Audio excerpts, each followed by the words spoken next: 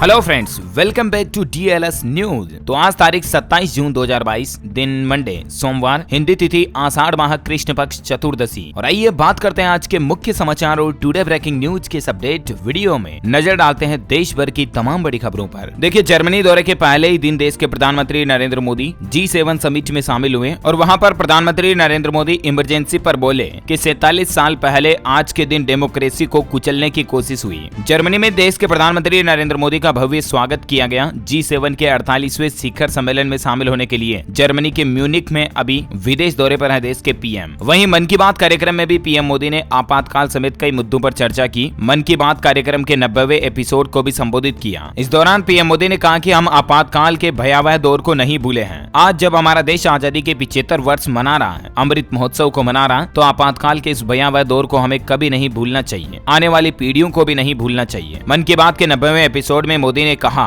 कि इमरजेंसी लगाकर लोगों के अधिकार छीने गए। दुनिया में तानाशाही का ऐसा उदाहरण मिलना मुश्किल है। इमरजेंसी के दौरान लोकतंत्र को कुचलने का प्रयास हुआ था। तो ये कुछ बातें की मन की बात के एपिसोड में। वहीं जर्मनी में भी पीएम मोदी ने इसको लेकर बातचीत की और कहा कि भारत ने अब चलता है होता है इस तरह की मानसिकता को छोड़ दिया है, अब करना है का संकल्प लिया हमारे भारत ने। जर्मनी म्यूनिख में पीएम मोदी ने भारत को बड़े ही गौरवपूर्ण अंदाज के साथ संबोधित किया। G7 समिट में देखिए एक और बड़ा फैसला लिया गया कि रूस पर एक और प्रतिबंध लगाने की तैयारी की जा रही है। G7 देश लगाएंगे रूसी सोने के आयात पर रोक। अमेरिकी राष्ट्रपति जो बाइडेन की तरफ से इस तरह का ऐलान किया गया। अच्छा, जो लोग कोरोना की वैक्सीन नहीं लगवाए हैं उनसे भी देश के प्रधानमंत्री नरेंद्र मोदी ने एक बार फिर से कहा कि आप कोविड-19 टीके की एहतियात खुराक समय पर लगवा लें, क्योंकि अभी आजकल कोरोना के मामले वापस बढ़ने लगे हैं, तो कहीं कोरोना की नई लहर ना आ जाए। इसलिए जिन जिन लोगों ने भी अभी तक भी वैक्सीन नहीं लगवाई है वो तुरंत लगवा लें। वहीं वापस बढ़ते कोरोना मामलों को देखते हुए पीएम मोदी ने लोगों को अपने हाथों को स्वच्छ रखने और मास्क पहनने जैसे एहतियात बरतने का भी आग्रह किया। अच्छा, वहीं देखिए देश के वाणिज्य मंत्री की तरफ से भी एक बड़ी घोषणा की गई है। उनका कहना है कि देश में जल्द ही सरकार 75 टेक्सटाइल हब लगाएगी और इससे हमारे देश में टेक्सटाइल इंडस्ट्री का विकास होगा। अभी हमारे देश में तमिलनाडु राज्य का तिरुपुर ऐसा प्रमुख टेक्सटाइल हब है जहां 10,000 से भी ज्यादा गारमेंट मैन्युफैक्चरिंग के प्लांट हैं। वहां 6 लाख से भी ज्यादा लोगों को रोजगार मिला हुआ है और अब सरकार की प्लानिंग है कि हमारे देश में 75 और नए टेक्सटाइल हब बनाएंगे इसी तरह के, जहां लाखों लोगों को रोजगार मिलेगा और देश में मैन्युफैक्चरिंग को भी बढ़ावा मिलेगा। वह देखिए भारतीय रिजर्व बैंक RBI की तरफ से एक नोटिस जारी किया गया कि जो बिना बैंकिंग लाइसेंस वाली कंपनियां हैं वो अब वित्तीय कारोबार नहीं कर पाएंगी। RBI ने PPI सुविधा देने वाली फिनटेक कंपनियों पर सख्ती बरतने की तैयारी की है। अच्छा, वहीं देखिए अपडेट, पंजाब सरकार आज पेश करेगी बजट। सरकार का कहना है कि इस बजट में कोई भी नया टैक्स नहीं लगाया जाएगा। सेहत और शिक्षा पर जोर दिया जाएगा। महिलाओं को 1,000 रुपए का इंतजार अभी करना होगा। आज 27 जून को पंजाब सरकार अपने आम आदमी पार्टी के कार्यकाल के पहले साल का बजट जारी करेगी और देखते हैं दोस्तों इस बजट में क्या क्या बड़ी घोषणाएं देखने को मिलती हैं। मैं आपको दिन में अलग से अपडेट वीडियो बता दूंगा, पंजाब बजट का सेपरेट वीडियो, है ना। वही खबर आ रही दोस्तों की 1 जुलाई से ही अगले महीने से लागू होगी नई AC की स्टार रेटिंग और इससे ग्राहकों पर महंगाई का मार का बोझ पड़ सकता है। एयर कंडीशनर जो आती है ना AC, उसके लिए सरकार नए नियम ला रही है। एनर्जी रेटिंग के नियम है ये, और ये नियम 1 जुलाई 2022 से ही देश भर में लागू हो जाएंगे। Bureau of energy efficiency BEE ने नए बदलाव को लेकर अप्रैल महीने में नोटिफिकेशन जारी किया था और इस नए नियम के मुताबिक ये जो नया स्टार रेटिंग नियम है ये 5 स्टार रेटिंग AC पर ही लागू होंगे। नए नियम लागू होने के बाद आपके AC की 5 स्टार रेटिंग घटकर 4 स्टार ही रह जाएगी और ऐसे में सवाल उठता है कि आखिर ऐसा करने की वजह क्या है। सबसे पहले तो आपको बता दूं, स्टार रेटिंग AC की क्वालिटी और एनर्जी एफिशिएंसी पर डिपेंड करता है। जितने अच्छे स्टार की AC होगी उतना ही अच्छा माइलेज देगी आपको, कहने का मतलब उतना कम एनर्जी कंजप्शन करेगी, लाइट का खर्चा उसका कम आएगा जितनी अच्छी स्टार रेटिंग होगी उसका। लेकिन अब सरकार जो नए नियम लागू करे उसके मुताबिक 5 स्टार AC की रेटिंग घटकर 4 स्टार ही रह जाएगी। कहने का मतलब सरकार जो है AC की रेटिंग में और ज्यादा इंप्रूवमेंट कर रही है, AC के रेटिंग सिस्टम को अपग्रेड कर रही है और इसी वजह से जो हाई रेटिंग के ACs हैं उनकी भी रेटिंग और कम हो जाएगी। यानी कि अब अगर आप जुलाई के बाद कोई 5 स्टार AC खरीदोगे ना तो वो आपको 5 नहीं बल्कि ऑलमोस्ट 6-7 स्टार के बराबर की AC मिलेगी। तो ये सरकार नियमों में बदलाव करने जा रही है ना। तो जाहिर सी बात है उसके बाद आपको 5 स्टार रेटिंग AC की कीमत भी ज्यादा ही देनी पड़ेगी, क्योंकि उसकी क्वालिटी और एनर्जी एफिशिएंसी की जो टेक्नोलॉजी है वो आपको और एडवांस मिलेगी, है ना। और वहीं देखिए बड़ी खबर, राजधानी दिल्ली में अब होटल में ठहरना और रेस्टोरेंट में खाना खाना और भी ज्यादा महंगा होगा। NDMC की तरफ से ट्रेड लाइसेंस की फीस को बढ़ा दिया। NDMC यानी कि नई दिल्ली नगर पालिका परिषद की ओर से होटल, बार, गेस्ट हाउस समेत अन्य कॉमर्शियल स्थानों की सालाना ट्रेड लाइसेंसिंग फीस जो होती है ना उसमें बढ़ोतरी कर दी है और सर्वाधिक बढ़ोतरी 5 स्टार रेटिंग की जो होटलें हैं उनके लाइसेंस फीस में की गई है। यानी कि ये जो दोस्तों होटल, रेस्टोरेंट वगैरह, बार जो होते हैं ना, इनका हर साल लाइसेंस रेन्यू करवाना पड़ता है, उसकी फीस को राजधानी दिल्ली में बढ़ा दिया। तो जाहिर सी बात है अब इनकी सर्विसेज भी आपको महंगी पड़ेगी। एनडीएफसी ने 5 स्टार होटल के लाइसेंसिंग फीस में 10,300 रुपए का इजाफा यानी कि बढ़ोतरी कर दी है और इसी तरह के लेवल की बढ़ोतरी छोटी होटलों और छोटे गेस्ट हाउस वगैरह मालिकों को अब 3,000 रुपए तक ज्यादा देने पड़ेंगे। जानकारी आप देख सकते हैं, ज्यादा डिटेल्स। अच्छा, अगला अपडेट देखिए दोस्तों, एयरपोर्ट पर सरकार इस तरह का नया टेक्नोलॉजी वाला सिस्टम लागू करने जा रही है कि फेस स्कैन होने के बाद आपको एयरपोर्ट में एंट्री होगी और इससे फायदा ये होगा कि आपको एयरपोर्ट में लाइन में लगकर आपका आईडी प्रूफ और डॉक्यूमेंट दिखाने की झंझट खत्म हो जाएगी। 31 अगस्त के इस रोल आउट में राजधानी दिल्ली, बेंगलुरु, हैदराबाद, वाराणसी, विजयवाड़ा, कोलकाता और पुणे हवाई अड्डे में इस तरह की टेक्नोलॉजी लगाई जाएगी जहां पैसेंजर कैमरों का उपयोग करके खुद को वेरीफाई कर पाएंगे। जिस तरह से हमारे मोबाइल फोन की स्क्रीन में हमारे फेस स्कैन से लॉक खुल जाता ना, उस तरह से एयरपोर्ट पर जैसे आप मशीन में फेस को स्कैन करवाओगे आपको एयरपोर्ट में इंटर करने का एक्सेस मिल जाएगा। डिग्गी यात्रा करके नया सिस्टम शुरू करने जा रही सरकार। जिस तरह से डिजी लॉकर है ना, उस तरह से डिजी यात्रा करके ये नया सिस्टम शुरू हो रहा है। ये ऐप एंड्रॉइड और आईफोन दोनों ही के लिए उपलब्ध होगी। इस ऐप में आपको पहले रजिस्ट्रेशन करना होगा और आपके डॉक्यूमेंट्स अपलोड करने होंगे और उसके बाद आपके बायोमेट्रिक कैमरा आधारित इंफॉर्मेशन के जरिए आपको एयरपोर्ट में एंट्री का एक्सेस मिल जाएगा, है ना। और वही देखिए बड़ी खबर, उत्तर प्रदेश की जीत पर पीएम मोदी ने मतदाताओं का आभार जताया और कहा कि ये डबल इंजन सरकार की स्वीकृति है। दरअसल प्रधानमंत्री नरेंद्र मोदी ने आजमगढ़ और रामपुर लोकसभा उपचुनावों में हुई जीत को लेकर जनता को शुक्रिया कहा। उन्होंने कहा कि ये जीत केंद्र व उत्तर प्रदेश में दोनों जगह पार्टी के सत्ता में होने का परिणाम है। 3 लोकसभा और 7 विधानसभा सीटों पर जो उपचुनाव के नतीजे थे कल जारी हुए थे, आपको पता होगा, और उसमें काफी सीटों पर बीजेपी को जीत मिली है। अच्छा, अगला अपडेट देखिए, हरियाणा राज्य में सरकार एक नई योजना शुरू करने जा रही है, हर हित योजना, यानी कि हर जने का भला हो, हर जने का हित हो। इस नाम से ये योजना जाहिर सी बात है दिख ही रही होगी आपको। और इस योजना में सरकार जिन लोगों के 1 लाख रुपए से सालाना कम आय है ना, उन परिवारों को बड़ा लाभ देने जा रही है। राज्य सरकार ने मुख्यमंत्री अंत्योदय परिवारों को उत्थान योजना के तहत 1 लाख से कम आय वाले परिवारों को हर हित योजना का लाभ देने का भी निर्णय लिया है और इस योजना से पात्र परिवारों को स्वरोजगार करने के सपने साकार होंगे। हर हित योजना में जिन परिवारों की सालाना आय 1 लाख से कम है उनको हर हित स्टोर की सिक्योरिटी जमा राशि मात्र 5,000 रुपए ही देनी पड़ेगी। इसके साथ ही उन्होंने ये भी बताया कि हर हित फ्रेंचाइजी के लिए पात्रता मापदंड भी निर्धारित किए गए हैं। हरियाणा राज्य सरकार की इस योजना के बारे में ज्यादा जानकारी आप देख सकते हैं। वही देखिए, हिमाचल प्रदेश से खबर आ रही है कि 39 साल बाद बदली छात्रवृत्ति योजना, विद्यार्थियों को सालाना 18,000 रुपए दिए जाएंगे। युद्ध व सैन्य अभियानों के दौरान बलिदानी दिव्यांग सशस्त्र बलों के कर्मियों के बच्चों को दी जाने वाली छात्रवृत्ति योजना में 39 साल बाद हिमाचल प्रदेश सरकार की तरफ से यह बड़ा बदलाव किया गया है। वर्ष 1983 से यह छात्रवृत्ति योजना चल रही है, लेकिन अभी तक इसमें क्या कि केवल 200 रुपए प्रति महीने ही दिए जाते थे छात्रों को, यानी कि लगभग सालाना कितने हो गए, 2400 रुपए 1 साल के। लेकिन अब इस छात्रवृत्ति योजना में विद्यार्थियों को 1500 रुपए हर महीने, यानी कि लगभग साल के 18,000 रुपए की वार्षिक छात्रवृत्ति मिलेगी। हिमाचल प्रदेश के मुख्यमंत्री जयराम ठाकुर सरकार की तरफ से बजट भाषण में इस बात की घोषणा की गई थी और इस योजना को अब लागू करने का प्रावधान भी किया जा चुका है ना। और वहीं देखिए दोस्तों, जुलाई महीने में बैंक हॉलीडे की लिस्ट जारी हो चुकी है। आरबीआई की तरफ से बैंक हॉलीडे की लिस्ट जारी की गई है। जुलाई में 14 दिन बैंकों का कामकाज नहीं होगा। जुलाई महीने में 2 तो शनिवार आएंगे और 5 रविवार की छुट्टियां रहेगी और 7 दिन अलग अलग राज्यों में बैंक बंद रहेंगे। अब यहाँ पर आप इस टेबल में देख सकते हैं कि तारीख 1 से लेकर 3, 7, 9, 10, 11, 13, 14, 15 किस तारीख को कहाँ बैंक बंद रहने वाले स्टेट वगैरह की लिस्ट भी दी हुई है। ओके, अच्छा मैं आपको बता दूं दोस्तों, हिमाचल के मुख्यमंत्री आज नैना देवी विधानसभा क्षेत्र का दौरा भी करेंगे और इस दौरान वे राज्य में 115 करोड़ रुपए की अलग अलग कार्यकारी योजनाओं का उद्घाटन और शिलान्यास करेंगे। गंडावल में जनसभा को संबोधित भी करेंगे। आज सोमवार को हिमाचल प्रदेश के मुख्यमंत्री जयराम ठाकुर बिलासपुर स्थित नैना देवी विधानसभा क्षेत्र के दौरे पर आएंगे। हिमाचल के सीएम ने एक और बड़ी घोषणा की है दोस्तों कि हिमाचल में होगा एंटी ड्रग टास्क फोर्स का गठन,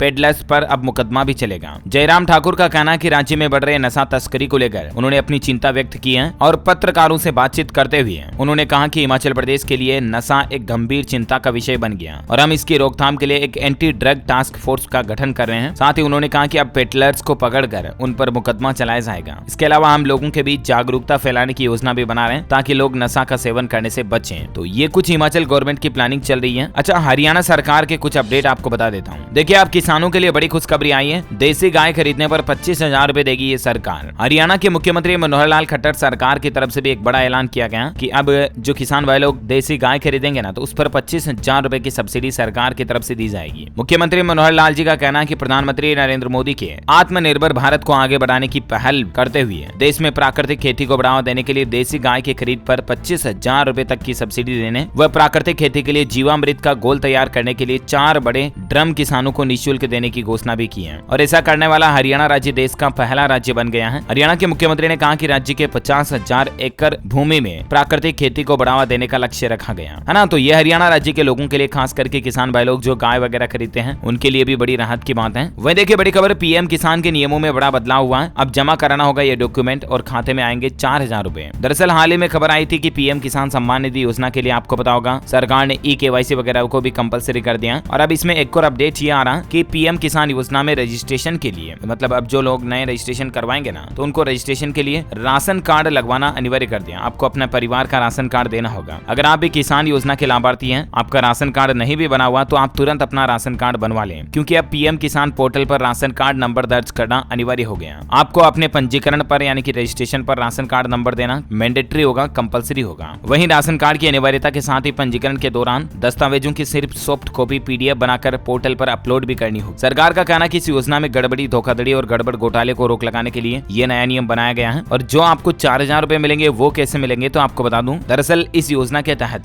जिन किसानों के खातों में पीएम किसान की पिछली 11वीं किस्त नहीं आई है ना, तो अब उन्हें अगली किस्त के साथ पिछली राशि भी मिल जाएगी। यानी कि किसानों को जो 2-2000 रुपए की 3 किस्तें मिलती हैं सालाना में, उसकी जगह पर अब जो नए रजिस्ट्रेशन करवाएंगे उन किसानों को डायरेक्टली 4000 रुपए मिलेंगे। आपको पिछली वाली किस्त भी इस वाले के साथ में ही मिल जाएगी। अगर आपके राशन कार्ड नंबर की वजह से आपको किस्त नहीं आई है तो, ठीक है ना, मतलब राशन कार्ड से आपको री रजिस्ट्रेशन करवाना होगा और उसके बाद आपकी पिछली किस्त अगर पेंडिंग चल रही तो वो वापस क्रेडिट हो जाएगी। बाकी जो योजना से नए लोग जुड़ेंगे उनको तो जहां से जुड़ेंगे वहीं के बाद से ही किस्त मिलना शुरू होगी। ओके, अच्छा मैं देखिए, झारखंड में सरकार ने बड़ी घोषणा कर दी है। राजस्थान और छत्तीसगढ़ के बाद झारखंड में भी पुरानी पेंशन योजना वापस लागू होगी। आखिरकार झारखंड के मुख्यमंत्री हेमंत सोरेन सरकार की तरफ से बड़ा ऐलान कर दिया गया है। झारखंड रांची के मोरहाबादी स्थित बिरसा मुंडा फुटबॉल स्टेडियम में एक कार्यक्रम आयोजित किया गया और उसमें मुख्यमंत्री सीएम हेमंत सोरेन की तरफ से घोषणा की गई कि मेरी ये कोशिश है कि 15 अगस्त तक झारखंड के सरकारी कर्मचारियों के लिए पुरानी पेंशन योजना को वापस शुरू कर दूंगा। तो कुल मिलाकर के 15 अगस्त को आजादी के अमृत महोत्सव के मौके पर झारखंड सरकार की तरफ से अपने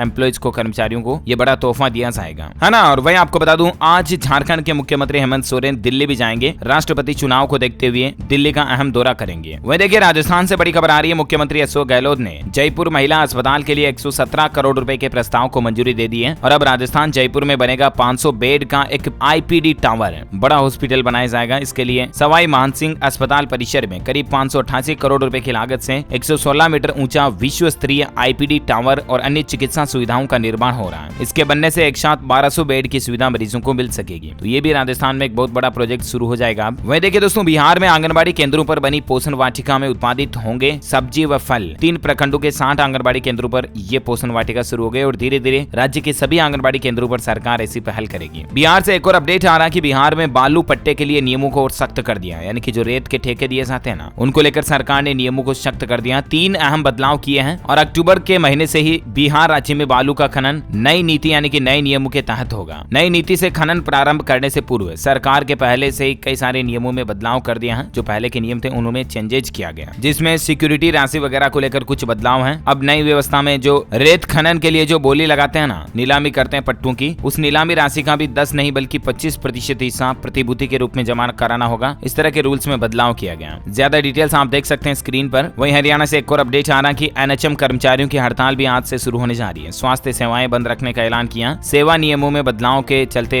हरियाणा में वित्त विभाग द्वारा जारी पत्र के विरोध में एनएचएम कर्मचारी आज हड़ताल पर जाने का ऐलान किए हैं। भारतीय मजदूर संघ के आह्वान पर अंबाला समेत कई जिलों में स्वास्थ्य कर्मचारियों ने आज से ही 3 दिन की सांकेतिक हड़ताल पर जाने का निर्णय लिया गया और इन कर्मचारियों का कहना कि यह हड़ताल अनिश्चितकालीन तक होगी। जब तक सरकार इनकी मांगों को नहीं मांग लेती तब तक ये हड़ताल होगी। चलिए अब देख लेते दोस्तों आज के मौसम अपडेट। देखिए, मध्य प्रदेश में 28 जून से मानसून के आगे बढ़ने की संभावना, बारिश की शुरुआत हो जाएगी। राजस्थान में आज से ही भारी बारिश का अलर्ट है। 23 जिलों में होगी बरसात, बिजली गिरने की भी आशंका है। 30 जून तक एनिया और राजस्थान में मानसून आने की संभावनाएं बन रही। हालांकि अभी भी राजस्थान के कई शहरों में तो 45 डिग्री सेल्सियस तक तापमान बना हुआ है, लेकिन जल्द ही बारिश होने के बाद, मानसून आने के बाद लोगों को गर्मी से राहत मिलेगी। मौसम विभाग का कहना कि एनिया 29-30 जून तक तो राज्य में मानसून की बारिश की शुरुआत हो ही जाएगी, है ना। वहीं देखिए संपूर्ण भारत का आज 27 जून 2022 का मौसम पूर्वानुमान आखिर क्या कहता है, तो आपको बता दूं अगले 24 घंटों के दौरान उप हिमालय, पश्चिम बंगाल, सिक्किम, असम, मेघालय, अरुणाचल प्रदेश, अंडमान निकोबार द्वीप समूह, तटीय कर्नाटक, कोंकण, गोवा, आंतरिक महाराष्ट्र, तेलंगाना, दक्षिण पश्चिम मध्य प्रदेश, गुजरात वगैरह में हल्की मध्यम बारिश की संभावना है। और भी शेष पूर्वोत्तर भारत के कुछ स्टेट्स आप देख सकते हैं। बिहार, झारखंड, छत्तीसगढ़, गुजरात, उत्तर प्रदेश, उत्तराखंड, केरल वगैरह में भी हल्की मध्यम बारिश की चेतावनी जारी की गई है। ओके, तो ये रहा आज का वेदर न्यूज अलर्ट। वहीं कोरोना बुलेटिन देखिए आप। देश में पिछले 24 घंटों के दौरान कोरोना के 11,739 नए मामले देखे गए, जबकि 25 लोगों की मौत हुई। और अभी भारत में एक्टिव केस यानी कि सक्रिय मामलों की जो संख्या है वो 92,000 के भी पार पहुंच चुकी है। पिछले 5 दिनों के दौरान हमारे भारत में 70,000 से भी ज्यादा नए कोरोना के मामले देखे गए और देश में अभी एक्टिव केस का आंकड़ा भी 90 के पार चल ही रहा और पिछले 24 घंटों में 11,578 नए मरीजों का मिलना वाकई में बड़ी चिंता की बात है। सो प्लीज मास्क लगाएं, सोशल डिस्टेंसिंग बनाए रखें। देखिए, आप कोलकाता के एक मेडिकल कॉलेज में भी कोरोना का कहर देखा गया। पिछले 2 दिनों में 18 छात्र कोरोना वायरस से संक्रमित पाए गए, है ना। तो देश में कोरोना एक बार फिर से बढ़ रहा है। कुल मिलाकर के सावधान रहें, सतर्क रहें। चलिए एजुकेशन पर देखिए बड़ी खबर। यूजीसी नेट एग्जाम की तारीखों की घोषणा हो चुकी है। 8 जुलाई से राष्ट्रीय पात्रता परीक्षा होगी। एनटीए की तरफ से यूजीसी नेट जून और दिसंबर की तिथियां घोषित कर दी गई है। ज्यादा इन्फॉर्मेशन आप देख सकते हैं। वहीं दोस्तों खबर आ रही कि कॉलेजों में बढ़ेगी 7 से 8% तक फीस। कमेटी ने किया प्रस्ताव पास और इससे लगभग 3 लाख स्टूडेंट्स प्रभावित होंगे। 3 साल से फीस नहीं बढ़ी थी, लेकिन पंजाब यूनिवर्सिटी ने अपने कॉलेजों की फीस बढ़ाने की घोषणा कर दी है। पंजाब राज्य में अब 7 से 8% तक कॉलेज की फीस आपको ज्यादा देनी पड़ेगी, है ना। पंजाब में, ये पंजाब यूनिवर्सिटी के जो कॉलेजेस हैं उनमें। चलिए अगला अपडेट देखिए दोस्तों। उत्तर प्रदेश के मुख्यमंत्री योगी आदित्यनाथ सरकार की अनूठी पहल 35 करोड़ पौधारोपण अभियान के जरिए बच्चों व युवाओं को जोड़ने की तैयारी कर रही है योगी सरकार। उत्तर प्रदेश की योगी सरकार ने पर्यावरण संरक्षण की मुहिम से युवाओं और बच्चों को जोड़ने की तैयारी बनाई है। 35 करोड़ पौधारोपण अभियान के जरिए माध्यमिक स्कूलों और उच्च एवं प्राविधिक शिक्षण संस्थानों से बच्चों और युवाओं को एक दूसरे से जोड़ा जाएगा। इसके लिए अलग अलग शिविर कैंप वगैरह भी लगाए जाएंगे, जहां बच्चों और युवाओं को पर्यावरण संरक्षण के प्रति जागरूक भी किया जाएगा। तो ये कुछ प्लानिंग बना रही है सरकार। अच्छा भाई दोस्तों, आज मध्य प्रदेश के मुख्यमंत्री शिवराज सिंह चौहान भी श्री जुगल सरकार के दर्शन करने के बाद शहर में रोड शो करेंगे। बीजेपी प्रदेश अध्यक्ष भी साथ में रहेंगे। पन्ना आएंगे सीएम शिवराज सिंह चौहान, एमपी में, है ना। अच्छा अगली बड़ी खबर देखिए। खेल समाचार पर अपडेट आ रहा। CWG के लिए भारतीय हॉकी टीम का ऐलान। मनप्रीत सिंह को कप्तान बनाया गया और हरमनप्रीत सिंह उप कप्तान बनेंगे। वहीं क्रिकेट पर अपडेट देखिए दोस्तों। पांड्या की कप्तानी में जीत से हुई शुरुआत। भारत ने पहले T20 में आयरलैंड को 7 विकेट से हराया। डेब्यू मैच में फ्लॉप रहे उमरान मलिक। टीम इंडिया के ओपनर ईशान किशन 11 गेंदों पर 26 रन बनाकर आउट हुए। वहीं हार्दिक पांड्या ने इंटरनेशनल क्रिकेट में अपने कप्तानी करियर की शुरुआत जीत के साथ की है, जो कि बड़ी अच्छी बात है। अच्छा दोस्तों, अगर आपके भी बच्चे मोबाइल फोन से खेलते हैं तो जरा सावधान हो जाइए। देखिए यहाँ ये राजस्थान की घटना है। बच्चा एक पुराने मोबाइल की बैटरी से खेल रहा था ना, तो बैटरी में अचानक से ब्लास्ट हो जाता है और बच्चे की उंगलियां इससे बहुत खतरनाक तरीके से जल जाती हैं। ऑपरेशन करके पूरी हथेली को काटना पड़ा। और बच्चा क्या कर रहा था, घर में रखी पुरानी बैटरी से खेल रहा था। ब्लास्ट इतना तेज हुआ कि 200 मीटर दूर तक भी आवाज सुनाई दी। तो मेरी आपसे ये रिक्वेस्ट है कि बच्चों का ध्यान रखें और जो पुराने रिचार्जेबल सेल वगैरह होते हैं और जो पुराने मोबाइलों की जो बैटरी आती थी ना, कीपैड वाले मोबाइल फोन्स की, उन बैटरियों को बच्चों की पहुंच से बिल्कुल दूर रखें। वो कोई खेलने की चीज नहीं होती। उनमें ब्लास्ट इतना ज्यादा होता है कि जिस तरह से कोई बारूद वगैरह का ब्लास्ट होता है ना, उतना ज्यादा ब्लास्ट होता है इसमें। मोबाइल की पुरानी बैटरियां जो होती है ना, उनमें। तो बैटरी को बच्चों की पहुंच से बिल्कुल दूर रखें। ये कोई खेलने की चीज नहीं है। ये 5वीं क्लास का बच्चा जो बैटरी से खेल रहा था, खेलते खेलते ये हादसा हो गया। मामला राजस्थान के पाली जिले रायपुर का है। इनके घर में किसी पुराने मोबाइल की बैटरी थी, घर पर ही पड़ी थी। साहिल उसको खेलते खेलते बैटरी को दबाया तो अचानक से बैटरी फट गई। सो प्लीज बी केयरफुल, है ना। अच्छा भाई देखिए, राजस्थान में अब बहुमंजिला इमारतों में जल्द मिलेगा पानी का कनेक्शन। 15 दिन में जारी होगी पॉलिसी। राजस्थान सरकार इस तरह की नई पॉलिसी जारी करेगी पेयजल की समस्या को दूर करने के लिए। वह देखिए, उत्तर प्रदेश झांसी में अब 72 घंटे में मिलेगी नए उद्योग लगाने की अनुमति। 1000 दिन तक कोई भी इंस्पेक्शन नहीं किया जाएगा। यूपी झांसी प्रशासन की तरफ से इस तरह का आदेश जारी किया गया है। उत्तराखंड के मुख्यमंत्री धामी सरकार का बड़ा फैसला देखिए। उत्तराखंड राज्य में भी 1 जुलाई से पॉलीथीन पर बैन लगा दिया जाएगा। राजस्थान और उत्तर प्रदेश वगैरह इन राज्यों ने भी ऑलरेडी घोषणा करी थी, मैंने आपको बताया था। और अब तो उत्तराखंड सरकार का भी कहना है कि 1 जुलाई से पॉलीथीन बिल्कुल बैन रहेगा। अगर किसी के पास मिलता है तो 5000 रुपए तक का जुर्माना भी लगाया जाएगा। सिंगल यूज प्लास्टिक को उत्तराखंड में भी 1 जुलाई 2022 से ही पूरी तरह से बैन करने की घोषणा कर दी है सरकार की तरफ से। वह देखिए, पेटीएम ने दी वर्क फ्रॉम होम की इजाजत। पेटीएम के फाउंडर और सीईओ विजय शेखर शर्मा की तरफ से इस बात का ऐलान किया गया। अनुराग ठाकुर बोले साल 2025 तक 4 लाख करोड़ रुपए जनरेट करेगी मीडिया और एंटरटेनमेंट इंडस्ट्री।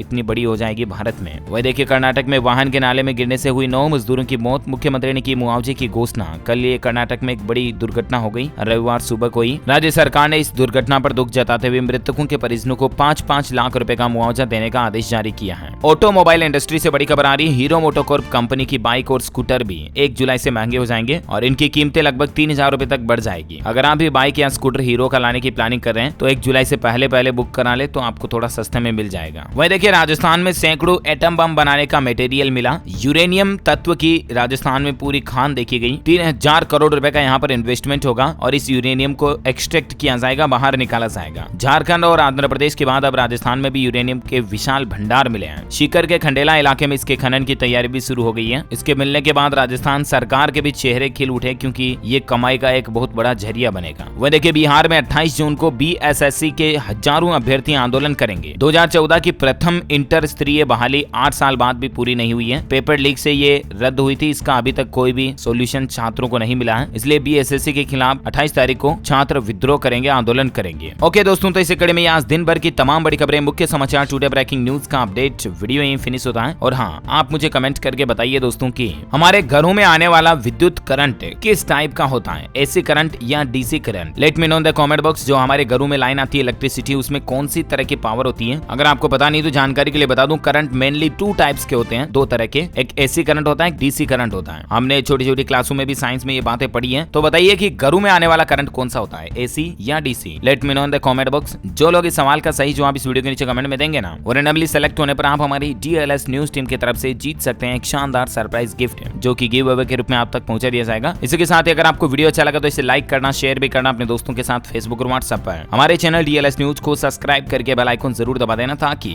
आपको रोजाना के ताजा अपडेट्स और काम की खबरें तुरंत आपके मोबाइल पर मिलती रहेगी। Thank you, take care, good bye, Jai Hind, जय भारत, वंदे मातरम।